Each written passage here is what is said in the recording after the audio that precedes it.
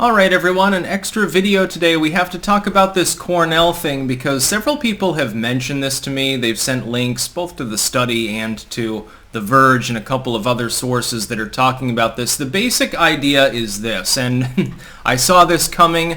I'm going to explain at depth how I would deal with this, and I already am, so I don't really care about this, but most of you watching, if you create any form of content, you should probably care.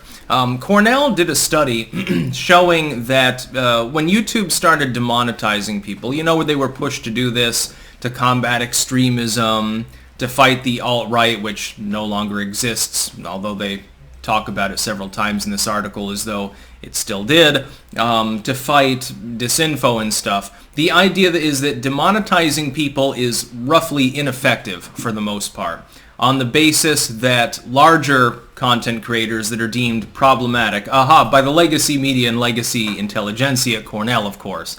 There was no involvement, by the way, by the Legacymedia in this study, in these surveys. Cornell did it all themselves.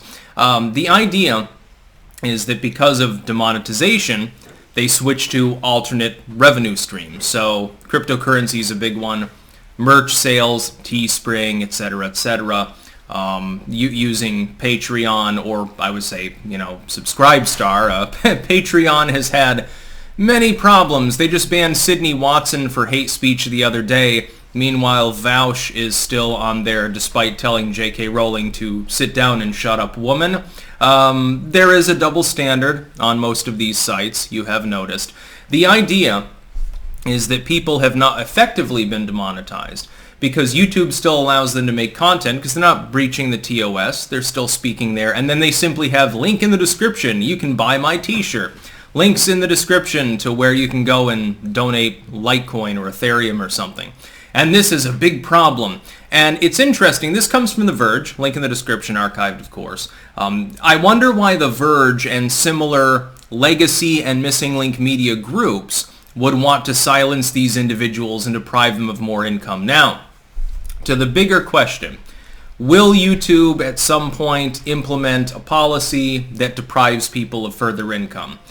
Possibly. I will not bother to give a prediction on this because my thoughts are entirely bipolar on this. On the one hand, the implementation of a policy banning link in the description, merch page links and stuff like that, it would be kind of messy. Are you going to base it on priority status? So you've got basically a whitelist? Well, then an enormous proportion of creators would be negatively impacted. It could destroy the site literally. Are you going to have instead just a blacklist? So you're targeting certain individuals, a small number of them, and telling them, no, you can't have this material. Fitting that into TOS would be problematic. I would say for my own part, of course, I'm welcome to use AdSense. I'm comporting to all of the TOS on site, and I'll get into the importance of this. I have Google AdSense enabled, but I don't take ad revenue. I don't enable ads on any of my videos. If you do ever see any, that's YouTube's fault. YouTube has stated that it will start putting some ads on some videos, with or without the video technically being monetized. I oppose this. I think it's a crazy idea. If you should use ad blocking software, certainly, regardless of what platform you're using, and it will be available. You can look it up. Probably not on Google. You can probably find it on Bing or Yandex better. But here's the thing. This is exactly, one of the reasons why I started doing new tech exclusives. Figure it like this. Let's say that YouTube tomorrow says, okay, only select creators are going to be able to put links in the description because we want to throttle the flow of information further, and they may do this for political reasons, for self-serving reasons, if pushed by the pink-haired freak crowd like the people at The Verge. They may cuck. They may do that. Would it affect me? No. And here's why. And this is why I've spent years telling other content creators, if you are edgy at all, if you're independent, you're considered edgy. You do not have to have unorthodox views. You could spout neoliberal fucking talking points. You sound like Brian Griffin. You should still watch out because the entire thing is a move towards on-demand style service, which was pointed out succinctly, by the way, before I ever thought of the idea by Razor Fist, another person who really needs to get on the making new tech exclusives bus, because trust me, based on the recent actions by YouTube with regards to our videos, we're pretty close to that cutting edge. If we're not actually at the very edge, we're like a couple of atoms behind it. So it's only a matter of time before we get abused. If you make exclusives, you can make the YouTube video. You're not linking out to your Teespring. You're not linking out to your Bitcoin wallet. You're not linking out to your, wherever you're making money. Your Amazon page, your paid for, your Patreon, your Instagram, your OnlyFans. You're not linking to that at all. You're linking to other videos and simply saying, and by the way, you can find more links, etc., blah, blah, blah, the whole 9 yards on there, where I'm making more content than I'm making on YouTube. The problem with YouTube doing this, and this is why maybe I lean slightly towards thinking they'll actually resist this level of censorship, is that it's so easy to work around. All you need is a middleman link. Well, yeah, you can check out my blog here, and the blog happens to have those other links anyway. Yes, the click-through is less, but it's still there. And then 2 or 3 years in the future, Cornell would just bitch about that, and The Verge would bitch about that, and they've done it before. You'll remember, these are the same groups that are responsible for the demonetization purging. Well, apparently it didn't work. People adapted. They found other revenue streams. Oh my God, say these people, that's terrible. Quick, we'd better push YouTube to do more. The problem is that any competent content creator will then say, well, I'm not making a living anymore. I'm not allowed to make money because, the liberal media considers me verboten. They consider my views extreme. They tell all their fans about it. They can't ban me. They can't stop me from doing what I'm doing, so they're doing the next best thing, which is to try to cut me off from my wallet effectively. But you can work around it so easily. All you have to do is make exclusives. And here again, and I hate to toot my own horn. Well, not really, but, I end up doing it excessively because I'm always fucking right about these things. Assume the malevolence of the Legacymedia, big tech, etc., etc. These people are colluding together. They are trying to rob you of your livelihood. They want to make your fans watch CNN. Assume the malevolence and preemptively work around it.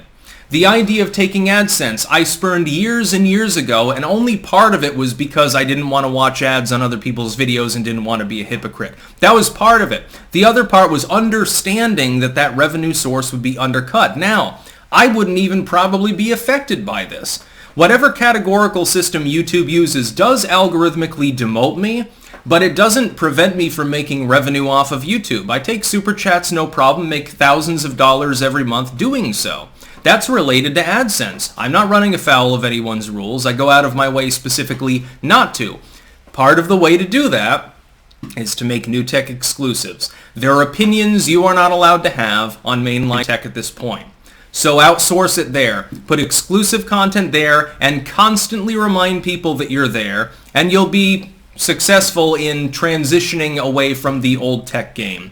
Because YouTube is steadily becoming on demand. Just like Facebook, well, I don't know what they're becoming. They're becoming not even boomer book at this point. It's like a bunch of 80-year-olds basically bitching.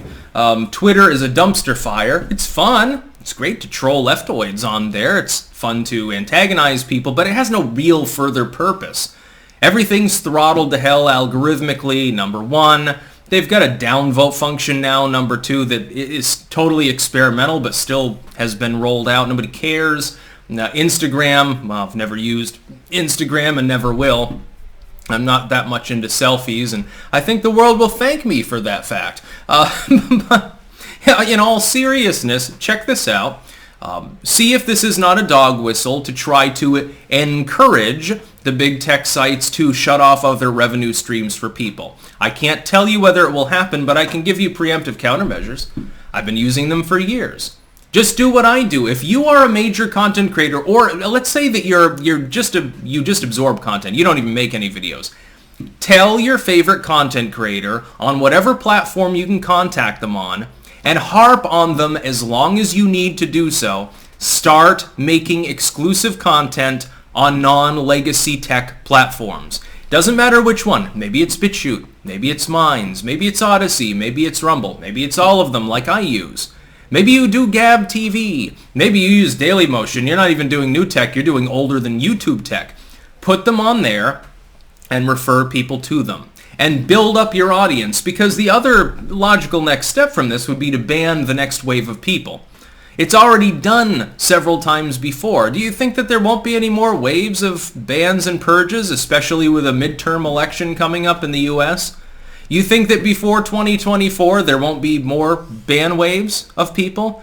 Of course, if they can change their TOS and retroactively justify taking people's content down, probably, again, retroactively older content, for breaching TOS that didn't exist when it was uploaded, they'll do it. If they can silence more people, they'll do it because they're corporate sponsors. You think CNN wants people like me taking up people's time? Their entire problem is fiscal. It's not even about fighting disinfo, fighting extremism. That's the excuse. That's the front-end facade that they use to gull the gullible into accepting the censorship, which is exactly what fighting disinfo and fact-checking boil down to. It's just a censorship attempt, dog whistle, or objective. What they want to do is get more and more people like us, the people that built the internet, literally, by being interesting and in many cases just goddamn goofy. They want to kick us off the internet as much as possible to make more money. It's all about the Benjamins. That's really what this is about. And YouTube operates the same way. Look at it as what it is. Branding aside, my community aside, we're all YouTubers, we're in this together bullshit aside, it's a corporation. It exists to make money. Well, if they're under threat from the Legacymedia, which threatens to run hit pieces against them if they don't do more to shut off the revenue streams to the alt-right, and the manosphere is listed here, which is hilarious because not much revenue, I think, from people that have an audience of 2. The whole thing is an excuse to make more money. They want to get them off the internet, people that are interesting for good or bad reasons. In some cases, many of these people I totally disagree with. But they will eventually be abused by the old tech sites. It is inevitable. I hate to tell you this, but half of you probably won't be on YouTube in 5 years, assuming that we haven't had a nuclear war or something. You'll have been purged. You won't be allowed to be on YouTube with the beautiful people. We'll have to have our own sites. So the only saving grace is that YouTube might half-ass it if they do implement anything close to this, because otherwise they'd be alienating an enormous portion of the user base. Maybe it's categorical. Maybe it's AI-driven or something. They're getting better at doing that, by the way. They can target it much more effectively than they could a couple years ago. That makes it a little bit more simple to disabuse people and say, well, you have views we don't like. You're allowed to talk on our platform, but you're not allowed to make money. And you're not allowed to make money on other platforms and utilize us to help do so. And by the way, in closing, I'll say one last thing. I've seen a boatload of liberal users who were gung-ho for the censorship and disinfo fighting and fighting extremism meme years and years ago who have switched to the other side now that it's targeting them. Because they've realized, oh shit, I'm dead weight too. Yeah, I peaked in 2008. I was really big back during the Obama era as a left-wing commentator. Now I'm considered hateful because I've got the same fucking views, but the leftoids have lurched off a fucking cliff, number one, and the corporations want to make money and are continuously attacked by these people for virtue signaling purposes, number two. It's very, very funny to see all of the old guard atheist left, the anti-SJW left, and so forth get left behind. It's very, very funny to see. And almost none of these people have made any attempt to get on new tech, and I'm like, what the fuck are you doing? Are you goddamn insane? Yeah, your whole livelihood is that you make a weekly YouTube fucking live stream, and you're not doing anything. And I think my camera just went off for some reason. No, actually it didn't. Never mind. That's about all. Peace out.